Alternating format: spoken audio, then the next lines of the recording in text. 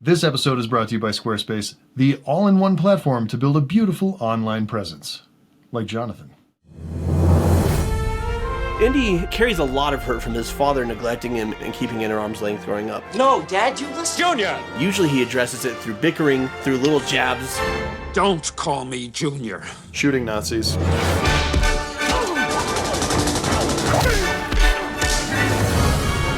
Indiana Jones is the hero of my youth. One of the reasons people love him is because Indy's arc across the 5 films is rediscovering the decent person he always was. Indiana, let it go. And such an example for all of us that we grow and we find fulfillment by living by our values and by being vulnerable and letting people in. One of the greatest movie characters of all time. Legend. Absolute legend.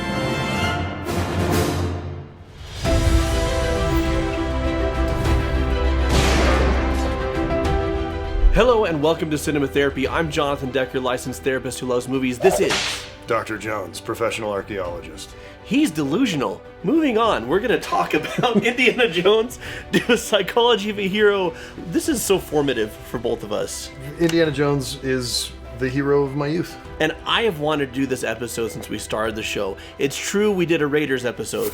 But that was only Raiders. This is Indiana Jones across an entire universe of films. 3, 4, or 5, depending on who you ask. But I will say that they're known for their escapism and for their adventure. Most people don't talk about the strong emotional arcs, but they're there. Mm-hmm. And I hope to demonstrate that Indy has a through line from his youth, neglected from his father, to someone who is detached and selfish, to someone who learns to open up. This is about his fulfillment through vulnerability. So let's dive in. Okay. Dad, Oh, it's important. then wait. Count to 20. No, Dad, you listen. Junior! 1, 2, 3, 4. In Greek. Ena, Theo, Thea. Tessida, Dente. May he who illuminated this illuminate me. In Last Crusade, we see somebody who already, we learn later in the film, mother's passed away, it's just the two of them, and dad is just absorbed in his obsession and not really raising his son. Right. So we see early on in this train chase, that belongs in a museum, right? Indy is idealistic, he's young, and he's got values. Mm-hmm. Temple of Doom, sequentially, is the next film in the series, and that's important. It's actually a prequel, guys. It's a prequel to Raiders, and here's why it matters. Let's address the elephant in the room. We did our Raiders episode, and we got some comments from people calling us out for not talking about Indy and Marion's inappropriate relationship when she was a teen and he was in his 20s. Oh, hell no! There's a whole lot to unpack there. The Ultimate Indiana Jones Guide, released in 2008, retcons her age so that she was just barely 18. But when she says I was a child, that she was young and naive, right? Sure, and he was more worldly and took advantage of that, right? But we never took it, and Karen Allen says the same thing. She never took it as she was a literal child that was taken advantage of. Right. That's important because otherwise we should just stop this episode right now. So, it matters. Oh, so we're going to continue the episode. We're going to continue Great. the episode. She was an adult. It's canon, okay? I'm referencing this obscure book, but it's canon book. So here we go. But here's why it matters. Because he goes from young and idealistic to someone who breaks Marion's heart. Yep. Someone who is self-serving and selfish. And in Raiders, when he meets Belloc in the bar, Belloc tells him, I am but a shadowy reflection of you. I'm kind of drunk right now. It would only take a nudge to make you like me. Drunk and French. okay, so not drunk in French, but Indy says now you're getting nasty. Why? Because literally a year earlier, it was very true. Yeah. Indiana in Temple of Doom, most people don't pay attention to this, but it matters. Indiana is basically Belloc. Mm-hmm. He's a Tomb Raider.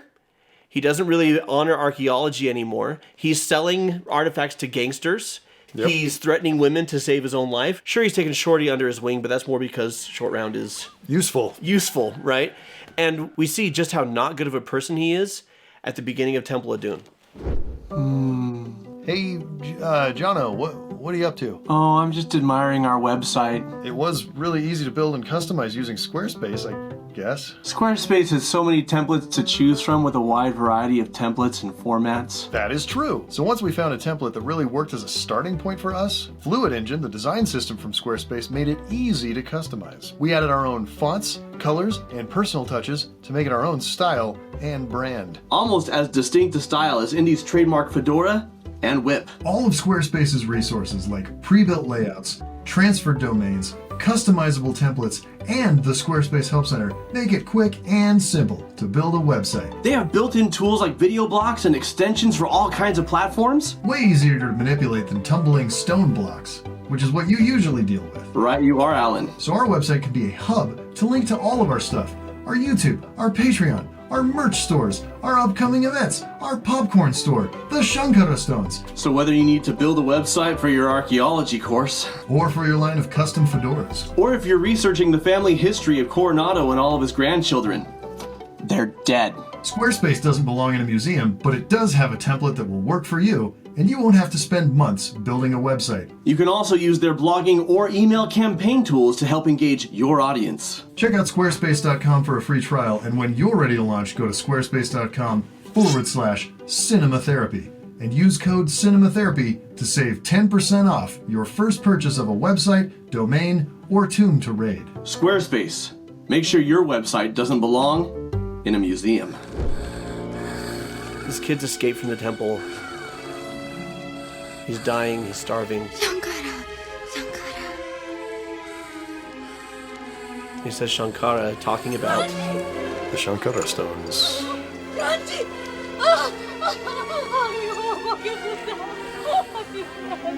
Watch how Indy immediately pivots from minor concern for this child to what he's really all about.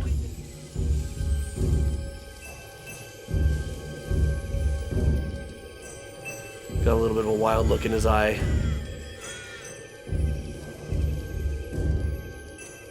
Treasure. Shankara. See, this town is drying up, the kids have been kidnapped, and Indy's like, it's not our problem, we're not going to do anything. But the moment he can make a fortune and be famous,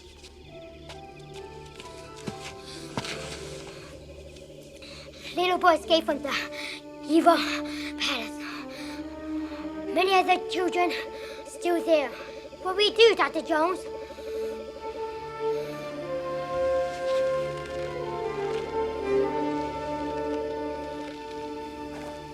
What do you It's a think? Spielberg movie. There's a shooting star. I think that somebody believes the good luck rock from this village is one of the lost Shankara stones. What is Sankara? Fortune and glory, kid. Fortune and glory. he is Bellic. Yeah. He doesn't give a damn about anybody else. He wants his fortune, he wants his glory, and that's what he's going to pursue. And we see how self-absorbed he is. He's talking with the Palisade who's accusing him of tomb raiding. Yeah. Which he does. He is. And then when he's trying to seduce Willie, it's all about his own ego, right? Indy, don't confuse Harrison Ford's swagger and coolness with decency. Indy is not a character to look up to. And then we get here and they see the heart ripped out and they see this horrific human sacrifice. And Indy goes in to get the stones and get out. Speaking of Spielbergness. It's one shot that feels like several. Push in. And over. Why the gold lighting? Because treasure, it's gold. And you just see it in his face, like this lust for the treasure, this lust for the gold and the fame. But this scene is everything. In the entire series, this is the most important scene in my opinion.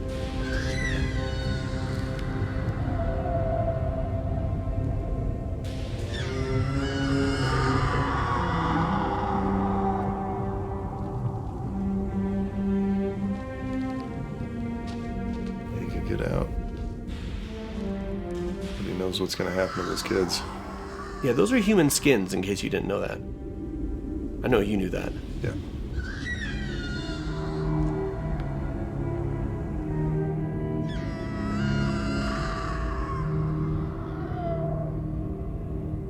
Where's he going? and then But if you think about his father, and his father being negligent and distant, and Indy growing cold and self-serving because he didn't have that warmth and that connection. But there was a young man once who was full of righteous anger, right? That belongs in a museum. Yep. And Indy has an out. He could escape with the treasure. They could get away. And he hears the cries of a child. And I love how Harrison Ford plays it. And this is my favorite trope, as Alan knows. Yep. Doing the right thing and hating yourself for it. Yes. You could see it in his performance. He's like, ah, damn it. Oh, why do I have to go rescue these kids? But he does. I just want the fortune and glory. And this is my favorite moment in the entire series right here. It's because he's shirtless, isn't it? It's not because he's shirtless. He put in the work. Come on. Indy, my friend. I'm sorry, kid.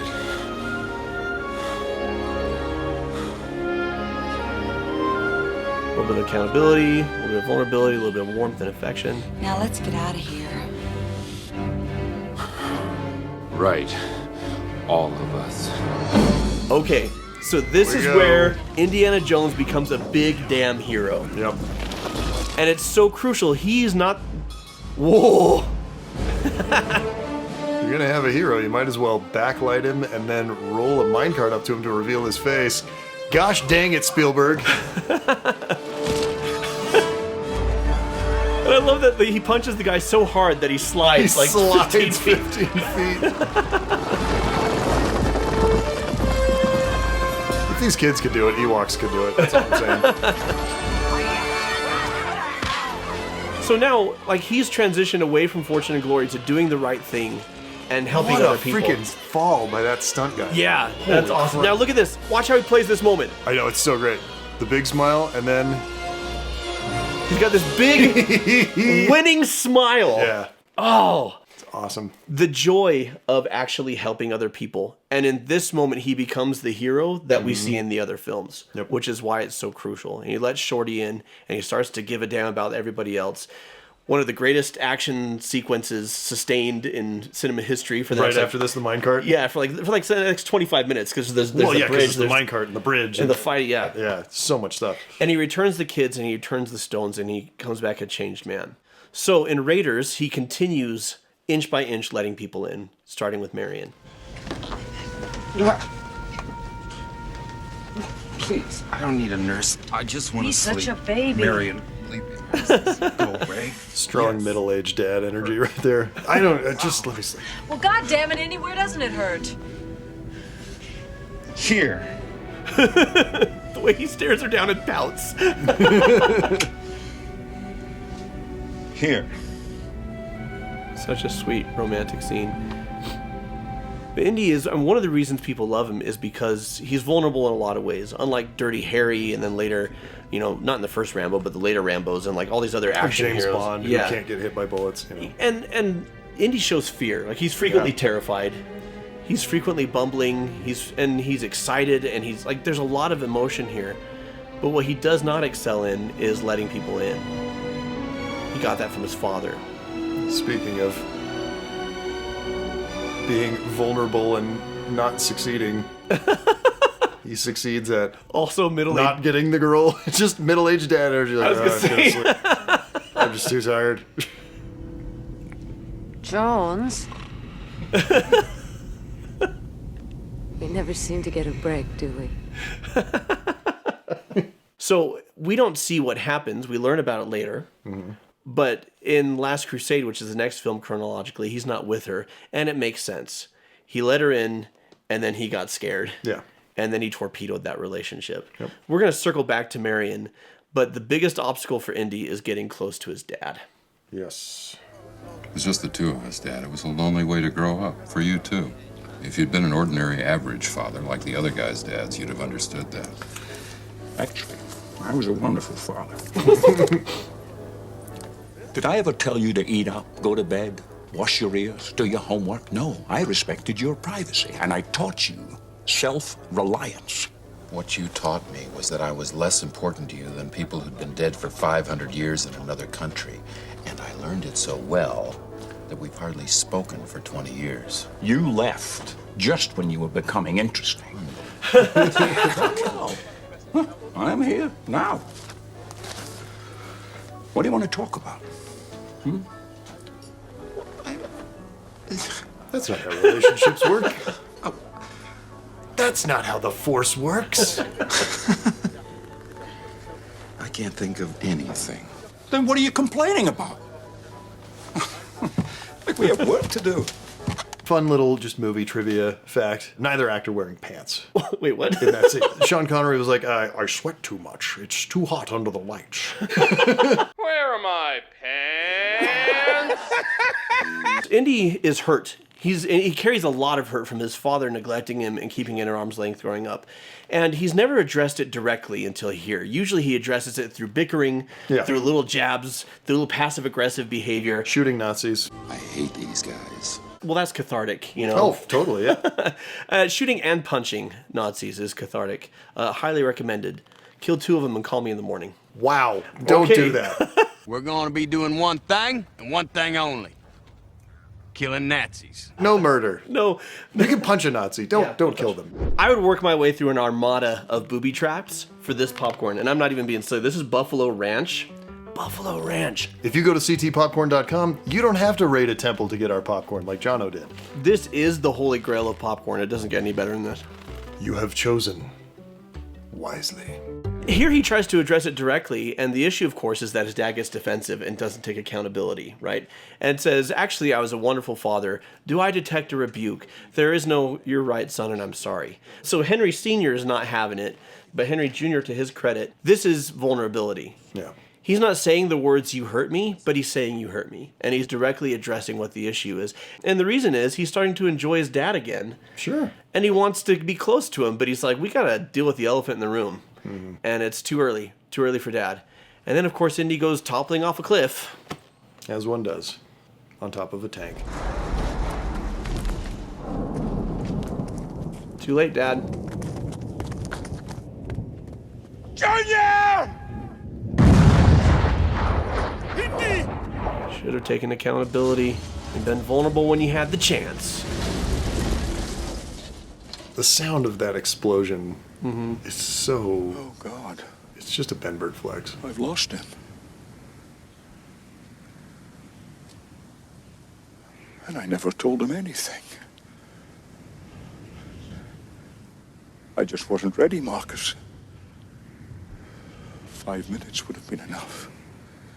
I love that regret. I never told him anything. I just wasn't ready. It's scary, and it takes courage to be vulnerable and to be accountable.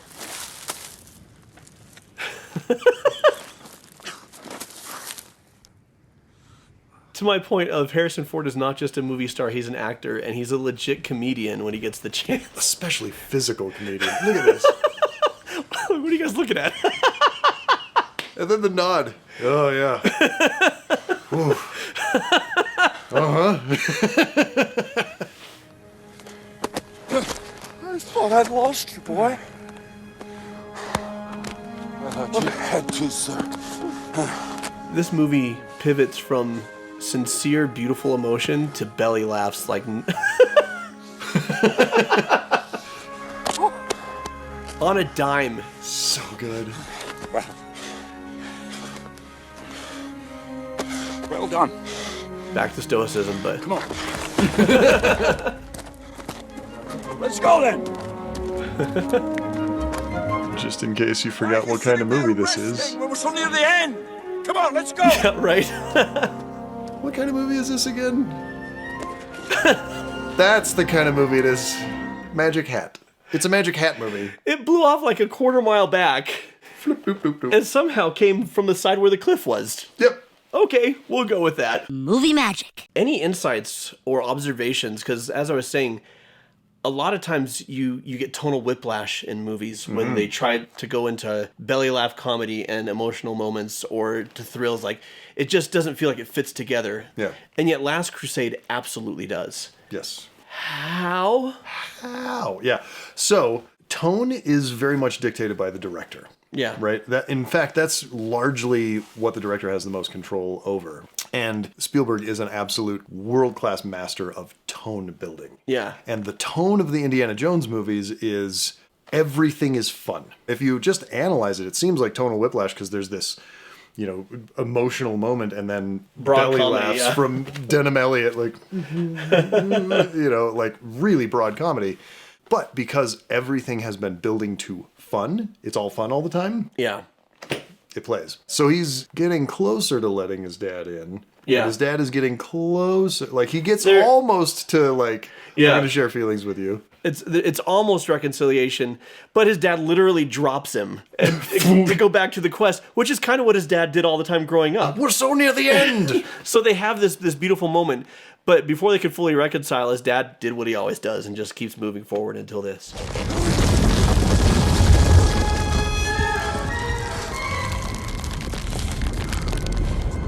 Junior, give me your other hand. I can't hold on. I can get it. I can almost reach it, Dad. Indiana. Rack focus and a little tilt down to focus on Harrison Ford listening. Let it go.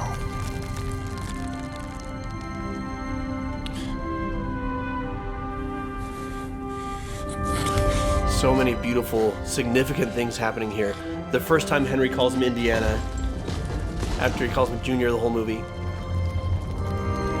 Obviously seeing the night, and Henry gets his payoff from his years of research, and this is what his whole life's been about. And as the knight says goodbye to him, it's also like Henry could say goodbye to his quest for the Grail and focus on what really matters. Yeah. Because Spielberg talks about the quest for the Grail is the quest for the father and the son. Like, that's what the movie's really about.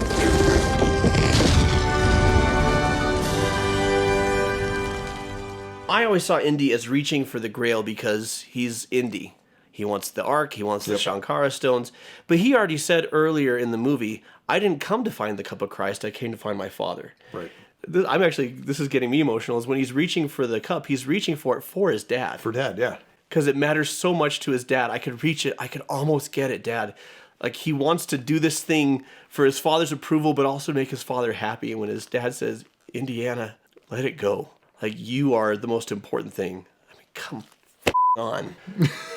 It's amazing. It's really, really good. And in a scene where a whole lot of things are happening and they're all great, John Williams, as always, is the hero. Playing the emotion of Indiana Jones, finally making a connection with his father. And then when his father pulls him up, there's a brief moment where it plays the main Indiana Jones theme, but it's not a heroic, triumphant version. It's like a muted French horn version, and it's like an emotional... And then these are the Indiana Joneses. Yeah. Like, they've come together finally. Indy is transitioning into somebody who lets people in and who expresses not just his fear, but his sweetness. And I think even though Last Crusade, people are like, well, it's a carbon copy of Raiders. Fair-ish. But it's the most emotionally satisfying and it's the funniest. And I think that's why people love it so much. Yeah, I think so. Neither you nor I think 4 or 5 hold a candle to the original 3. I'm coming around a little bit on 4. Are you? A little bit, yeah. I don't love the CGI gophers. Alan! If you want to go even further in depth with us, we talk a lot more about Last Crusade, and you get our opinions on the later sequels. Spoiler, I actually like them more than Jono. Speaking of which, I'm not crazy about Kingdom of the Crystal Skull. I do love this scene.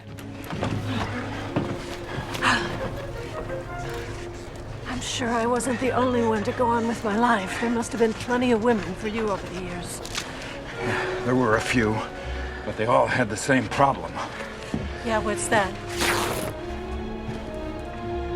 They weren't you, honey.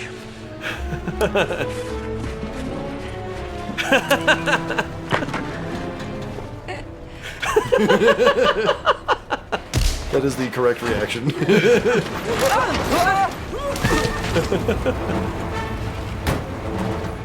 I'm f***ing Indiana Jones. That's who I am. I just kicked a guy out of a truck. In Raiders, Indy's really passive-aggressive early on, right? And even when he's trying to let Marion know that he cares, he can't just tell her. No. He's like, here, you know? He can't just say it because he's stoic and macho and masculine. And by the 4th film, he's like, screw all that. I'm too old. I'm too old. They all had the same problem. They weren't you. And he's rewarded for it by her just utter adoration. Yeah. You know, the way she smiles at him. So Indy's now been direct, and he's just owned his tender, affectionate side, and it's not making him less macho or less cool. If anything, it really cements that he's just found the love of his life, and he found her a long time ago. Mm-hmm. Dial of Destiny, I was really looking forward to, but I don't know. It was okay. Yeah. The only reason I would revisit it is because, again, Harrison Ford showing us what an actor he is. Mm-hmm. What if you could go back in time? What would you do? Witness the Trojan War? Check in on Cleopatra? I'd stop my son from enlisting. Did he sign up to please you? No, he signed up to piss me off. Well, how would you have stopped him?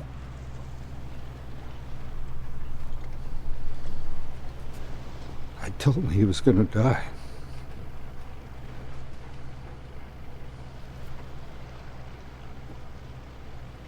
I told him that his mother would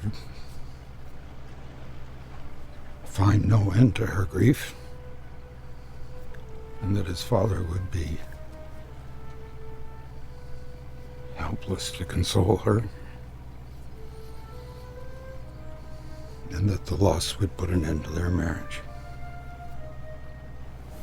Mournful rendition of the Marian love theme.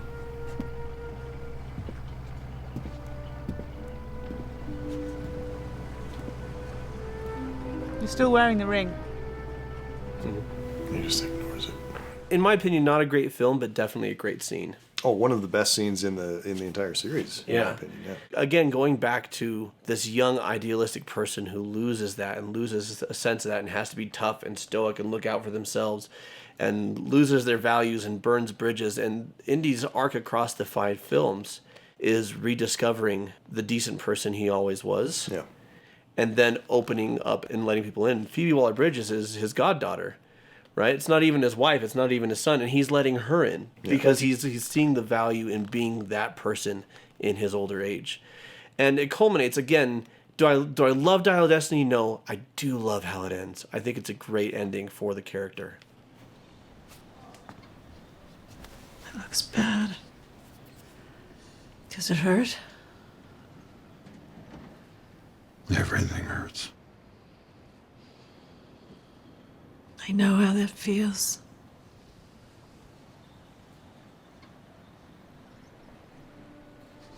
Well, where doesn't it hurt?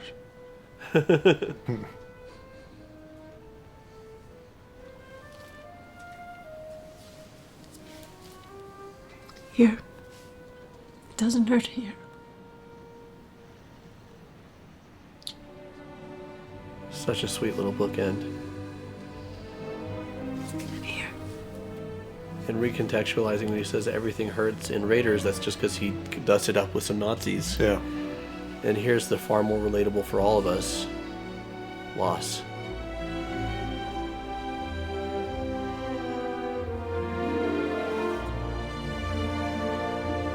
And I love that they're just kind of like this old, brittle couple in their kitchen. This is a really beautiful way to wrap it up.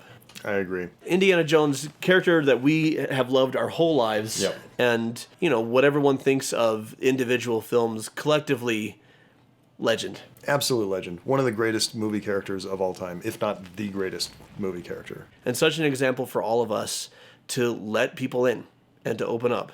Not everybody deserves it. Elsa, looking in your direction, but definitely that we grow and we find fulfillment that way by living by our values and by being vulnerable and letting people in. It's a beautiful story. I'm a fan. Me too. So until next time. Those people are trying to kill us. I know, Dad! It's a new experience for me. Happens to me all the time. And watch movies. Oh, you went back to Harrison Ford. Not that kind of movie, kid. Just doing that gruff Harrison Ford voice. Harrison Ford. This episode is brought to you by patrons who get museum-quality content from our Patreon, not from our museum. Patrons like Gina. Gina I. Oh, is that? Oh, I thought it was a typo. Gina I. Handsome Penguin. Alice Elisa. Allie Dunn. And Mary Josberger. Mary Josberger is the cataracts. I belong in a museum. I belong in a museum.